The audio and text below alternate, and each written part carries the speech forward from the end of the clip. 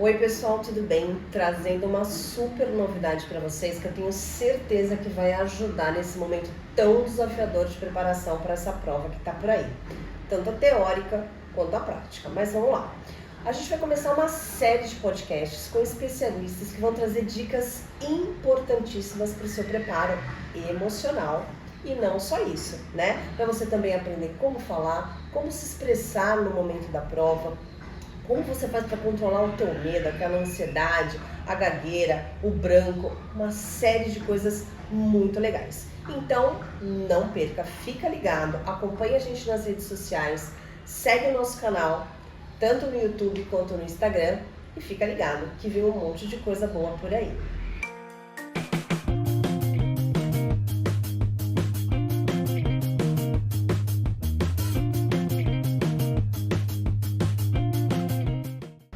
Vamos começar com o nosso podcast super especial hoje para a gente falar de comunicação.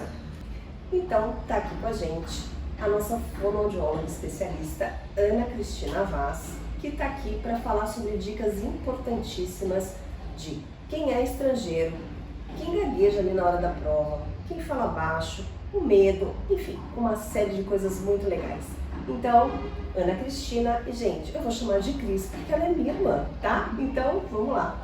Cris, seja bem-vinda ao nosso podcast, um prazer te trazer aqui. Faz tempo que a gente está combinando essa nossa estratégia e até que enfim deu certo, né? Sim, então, seja bem-vinda. Obrigada, um prazer estar aqui, dividindo aí com vocês algumas dicas importantes para que a nossa comunicação seja o mais eficiente possível. É isso mesmo. E Cris, olha só.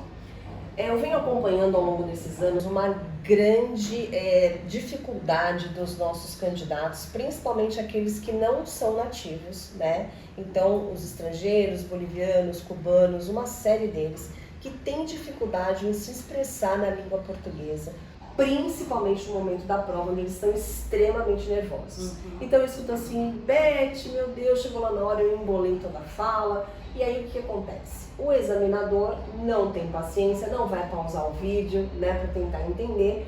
E aí fica a grande dificuldade e a reprovação vem na sequência.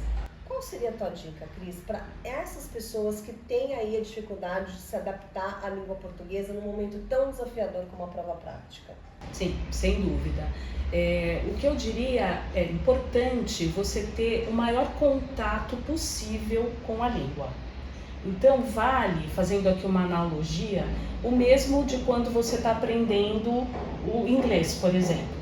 Você faz o quê? Você se expõe, você assiste vídeos, seriados com o áudio, inicialmente com o áudio no inglês, com legenda, né?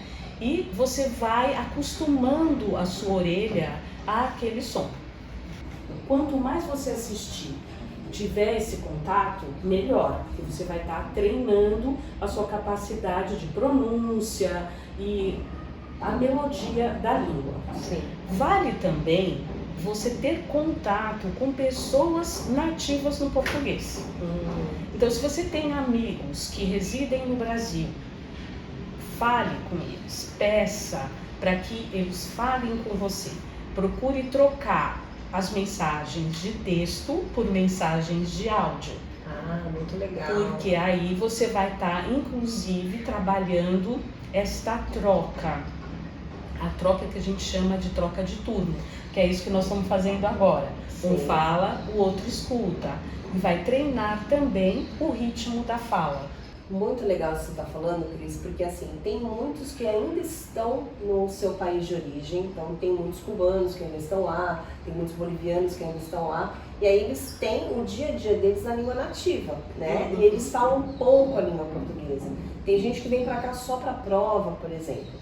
Mas tem outros que vêm já há anos aqui no Brasil, mas eles têm uma família que fala a língua nativa deles, né? Não falam português. Então acho que é uma dica muito interessante. Isso também tem a ver em assistir filme em português, tem isso também? Sim, mas eu acho que, pegando aí um pouquinho do que você falou, que eu acho que é bastante importante, nesse segundo exemplo que você utilizou, que a pessoa mora aqui, tem uma família, então nós seres humanos temos a tendência de fazermos o mínimo esforço. Então, entre os pares, vamos dizer assim, o que a gente vai fazer? Nós vamos falar na nossa língua materna, na língua que nós temos maior familiaridade. Sim. Então, vale um treino de todos. Então, troquem em alguns momentos no dia a dia da própria família, utilizar o português. Ah, que interessante. Isso significa o quê? Então, nós estamos numa reunião em família, vamos todos falar em português, né? Para você ir acostumando ali o seu ouvido, inclusive, que bacana. Isso, porque aí não só o candidato, mas os outros pares, né? As outras pessoas da família também vão estar trabalhando a questão da língua. E aí você vai estar trocando. E uma coisa que eu me lembrei agora, que eu acho bem interessante, é que essa troca, ela pode trazer, inclusive, um aumento de vocabulário. Porque eu não sei se isso acontece, mas muitas vezes as pessoas, quando elas estão inseridas no mercado, aí já trabalhando, né, estão no mercado de trabalho, elas trazem palavras que não são palavras familiares ao português. Não, foi ótimo que você tocou nesse assunto, que aí eu vou, inclusive, introduzir a minha segunda questão para você. Acontece sim, isso tem muito a ver com o que você está falando, num momento de anamnese, né, que é aquele questionamento que o candidato como médico faz para o paciente simulado, ele faz perguntas para esse paciente simulado e muitas das vezes ele usa o vocabulário nativo dele. Então, por exemplo, ele costuma falar cabana, né? Então, ele está falando ali da casa daquela pessoa, enfim, outros exemplos como esse. Então, eu acho que isso que você está querendo dizer também ajuda a esse candidato a melhorar o vocabulário dele para a língua nativa, para a língua portuguesa, né? Na verdade, trocando da língua nativa para portuguesa. Sim, né? Então, por exemplo, nesse caso que você trouxe, cabana, aí eu estou numa situação profissional ou mesmo vamos dizer, numa situação de vida. Eu vou usar um termo, a pessoa vai ficar assim, não vai saber o que é, não sei o que é isso. E a pergunta fica perdida e você com isso também acaba perdendo a sua capacidade de analisar aquele caso com toda a propriedade que é necessária. Sim. Inclusive, fazendo um link com o que você está falando, a gente tem a questão de traduzir os termos técnicos que eles aprenderam lá no país de origem, né? Que a maioria em espanhol, mas a gente tem também alemães, a gente tem franceses, enfim. O que, na verdade, ali não se confunde tanto, porque o espanhol é muito próximo do português, né? Mas a gente vê uma grande dificuldade deles conseguirem traduzir isso de uma maneira rápida. Então, eu vou dar um exemplo bem normal que acontece sempre. Signos vitais, né? Signos vitais é sinais vitais. Mas assim, se eu pedir isso na prova, não vai acontecer, né, gente? Então, signos vitais, sinais vitais. Que dica que você daria para eles poderem treinar esses termos técnicos que eles aprenderam com propriedade lá no país deles de origem, agora para a língua portuguesa? Seria bem interessante fazer uma lista desses termos.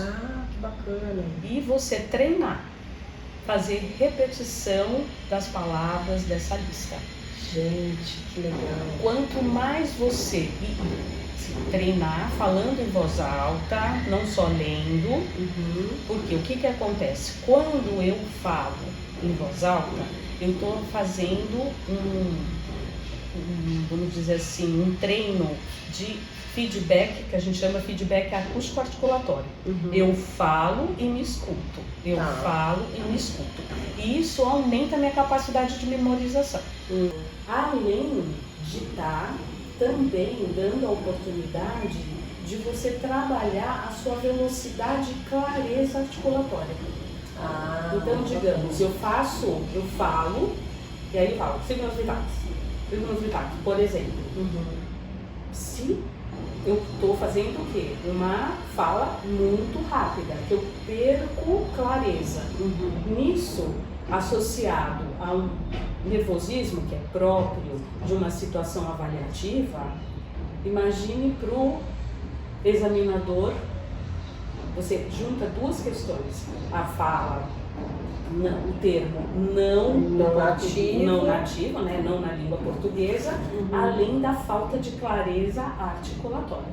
Então, assim, o que eu oriento é pegar os termos, anotar na lista e repetir várias vezes esses termos. E uma outra coisa que eu me lembrei, que eu acho que é bem interessante, é ele se gravar, se filmar. Olha que legal. Então, peraí, Cris, antes de você seguir com isso, porque eu acho que é muito legal. Pessoal, olha só, presta atenção. Primeira dica, falar muito na língua portuguesa com os parentes, familiares, amigos, o máximo que você puder, tá? Então, pessoal que é estrangeiro, vai fazer a prova na língua portuguesa, já sabe que o INEP é muito chato em relação a isso. Falem mais com os parentes, né? Falem mais com amigos brasileiros, treinem a língua portuguesa. Então, uma dica muito legal da nossa especialista. Segunda dica, super especial. Termos técnicos na língua nativa que vocês treinaram, agora vocês precisam traduzir isso para o português. Toma cuidado. Um exemplo que caiu nessa última prova foi especuloscopia. Ela não existe no vocabulário médico brasileiro. É exame especular e isso gerou vários pontos perdidos nessa última edição. Então fica ligado que isso é muito importante. Mas voltando aqui para o que você comentou, Cris, essa questão de se gravar. Me conta um pouquinho mais aí pra gente dar a dica ali pro pessoal do que seria essa técnica de se gravar, para que ela serviria? Você basicamente conversar com você mesma no seu celular, fazer vídeo de você falando e reproduzir, olhar, fazer uma análise bem crítica de como que você está se posicionando. Perfeito. Isso inclusive é na velocidade da fala, no entendimento. E você acha que é interessante eu entregar esse vídeo também para outra pessoa me dar um feedback? Sim, sem dúvida. Aí é fundamental. E de preferência para pessoas que não estão muito familiarizadas com você. Um estranho, uma pessoa que não é do seu relacionamento. Se você tiver essa oportunidade, maravilhoso. Porque aqueles que estão mais acostumados com você não vão estar tão atentos a sutilezas da velocidade. Já estão acostumados, então aquilo vai passar desapercebido. Muito legal. E enquanto você estava falando, voltando um pouquinho, eu me lembrei vocês também fazem, os brasileiros que estudam fora também passam pela prova. Sim. A grande maioria, na verdade, Cris, assim, até daqueles candidatos que você acompanhou, né, que tiveram ali aquela dificuldade de se colocar, que é uma das questões que eu também quero que você dê dicas, mas eles sim, a grande maioria são brasileiros que vão fazer a prova e que também têm essa dificuldade, né? Qual que é a dificuldade deles? No momento da prova, ou eles falam baixo, ou eles falam rápido demais, ou dá o famoso branco, né? E aí gagueja ou não fala nada, né? Mudez. E aí, o que fazer nesse momento, né? Qual que seria aí essa dica para eles? Então, aí é a gravação. A gravação. É você fazer vários vídeos falando, treinando esse processo articulatório, treinando respiração, que é fundamental para você trazer tranquilidade, se preparar para aquele momento. Perfeito. Tá? E eu lembrei de uma situação porque assim, o nosso país é um país de uma dimensão geográfica enorme, descomunal. Então, essa questão que você trouxe das palavras que não são tão, vamos dizer, coloquiais ou mais frequentes, vamos dizer assim, eu lembrei de um caso onde um profissional usou a palavra lançadeira. Mas você estava em que local? Eu estava num hospital e eu fui chamada para traduzir. O que era uma lançadeira? Estou com uma lançadeira, então, é isso? Uma lançadeira. E a pessoa ficou, meu Deus, o que é isso? O que é isso? E era vômito. porque a pessoa morava num outro local aonde se usava a lançadeira e não vômito. Então o pessoal já sabe. Chegou no hospital. Estou com uma lançadeira, doutor. Eu estou com vômitos, tá bom? Então, assim, isso ficou muito marcado na minha memória, porque, sabe, era um negócio assim, nós estávamos entre pessoas que falam português, mas com expressões muito características de uma determinada região. Mas voltando, acho que essa questão de você se filmar, de você ouvir-se, de ser bastante, vamos dizer assim, criterioso. Como que eu estou falando? Eu estou sendo claro? Perfeito. E eu lembrei de uma coisa que pode ser bem legal, que é você fechar os olhos enquanto você estiver se ouvindo. Ah, que interessante. Por quê? Qual que é a ligação? Porque você tira um dos estímulos. Você tira o visual e fica só com o auditivo. Só com o auditivo. Perfeito. Então, perfeito. Aí eu consigo manter a minha atenção mais para minha questão auditiva do que no visual. Super interessante. Nós somos muito mais, né, visuais em determinados momentos, principalmente quando eu estou analisando um vídeo. A tendência é você ficar muito mais focado no que você está vendo do que você está ouvindo. Tá, então posso entender assim, Cris. A gente tem, por exemplo, uma tarefa nas provas que é você descrever determinadas habilidades, determinados procedimentos. E aí, neste momento, ou a pessoa fala baixo, ou ela fala rápido demais, ou ela fica pensando, aí ela gagueja e tudo mais.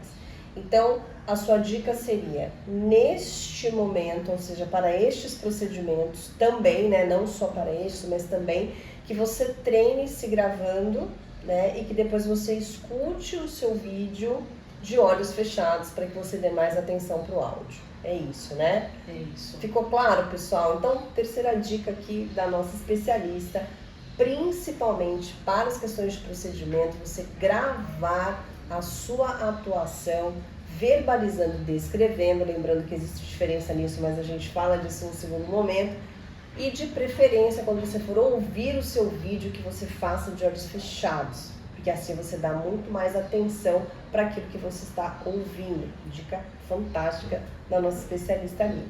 Perfeito. E você colocou a questão do nervosismo. Sim, era isso que eu ia te Do perguntar. branco, de gaguejar e hesitar e muitas vezes ficar em silêncio absoluto. Então, o que seria aí a sua dica final, né? Agora sim, pra gente finalizar aqui com a chave de ouro, pessoal. A principal dica, a gente, claro, para a prova teórica, a gente tem, não tem essa questão de você se expor, né? É mais a questão do nervosismo e concentração, mas para a prova prática isso é fundamental. E vai chegando perto da prova, a ansiedade vai tomando conta, na verdade o medo vai tomando conta, né? E aí ele faz com que a ansiedade fique cada vez mais descontrolada e chega ali no momento, o contexto muda e a gente acaba perdendo o controle de várias questões. Qual que seria a sua dica aí, o fundamental, a principal dica desse podcast para esse controle? trabalhar o combustível da vida. Respiração. Respiração, que a gente fala bastante lá no nosso curso prático, hein, pessoal? Como é que seria essa respiração? Você ter consciência do seu processo de respiração. Então já não deixa para em cima da hora fazer isso. Já inicie agora. Foca no seu processo de respiração. Então fecha os olhos, concentra, sente o ar entrando em você, percorrendo todo o seu corpo e saindo de você. Você vai perceber que nos momentos onde você está mais tenso, esse movimento se faz de uma forma muito mais acelerada. E à medida que você vai trabalhando, tem essa consciência, automaticamente você vai diminuindo a velocidade. Muito legal. E não precisa ser muito tempo. Se você faz esse processo de conscientização respiratória por 10 vezes, você já vai começar a observar uma lentificação gradativa do seu processo respiratório. E, consequentemente, os seus momentos de ansiedade também vão diminuir. Gente, tem muitas pessoas que desacreditam disso que a Cris está colocando, né? A questão da respiração, ai não, Beth, lá no momento eu não lembro, ai eu acho que isso... Mas olha só, vocês médicos sabem disso muito e sabem que a respiração oxigena o cérebro e faz com que vários processos tornem-se mais controlados. Então, assim, aqui com a minha experiência em neurociências, trocando um pouquinho aqui com a nossa especialista na comunicação, fala e respiração, isso é fundamental. Então, a gente treina muito isso no nosso curso e a Cris está dando dicas aqui de como você, no momento da prova, também se controlar. Então, última dica do dia, fundamental, a respiração faz toda a diferença para você se controlar no momento da prova. E é isso, né? Não tem como a gente ir para a prova sem medo e sem ansiedade, né? Mas a gente tem como ir para a prova controlando esses grandes momentos, não é, Um pouco Cris? mais tranquilo. Um pouco mais tranquilo, é verdade. Pessoal, então olha só, a gente chegou aqui no nosso final. Quero agradecer a Cris por isso.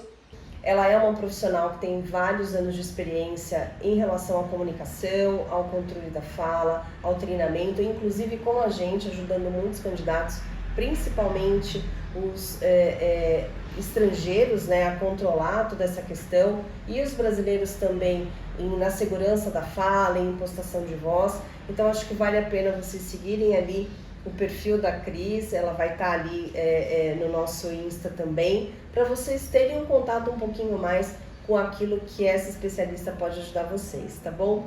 Então, Cris, super obrigada pela tua participação aqui com a gente, pelo seu tempo, foi riquíssimo aqui pra gente essas dicas, eu tenho certeza que todos gostaram bastante. E fica aqui o nosso convite para a gente participar de mais podcasts. Eu conto contigo ali para nos ajudar nessa preparação nesse momento tão desafiador para os nossos candidatos. Muito obrigada. É sempre um grande prazer, eu que agradeço. Trabalhar a comunicação faz parte da minha vida, é uma coisa que me emociona. Que legal. Foi um prazer enorme. Obrigada, viu?